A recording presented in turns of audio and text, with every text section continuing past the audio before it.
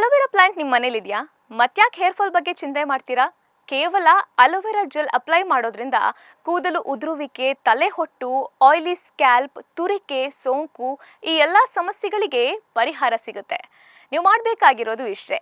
ಅಲೋವೆರಾದ ಒಂದು ಎಲೆಯನ್ನ ಕಟ್ ಮಾಡಿ ಅದರ ಜೆಲ್ ಅನ್ನ ಬೇರ್ಪಡಿಸಿ ನೆತ್ತಿಯಿಂದ ಕೂದಲ ತುದಿಯವರೆಗೆ ನೀಟಾಗಿ ಅಲೋವೆರಾ ಜೆಲ್ ಅನ್ನ ಅಪ್ಲೈ ಮಾಡಿ 1 ಗಂಟೆ ಬಿಟ್ಬಿಡಿ. ಬಳಿಕ ಯಾವ್ದಾದ್ರೂ ಮೈಲ್ಡ್ ಕೆಮಿಕಲ್ ಫ್ರೀ ಶಾಂಪೂ ಮೂಲಕ ಹೇರ್ ವಾಶ್ ಮಾಡಿ.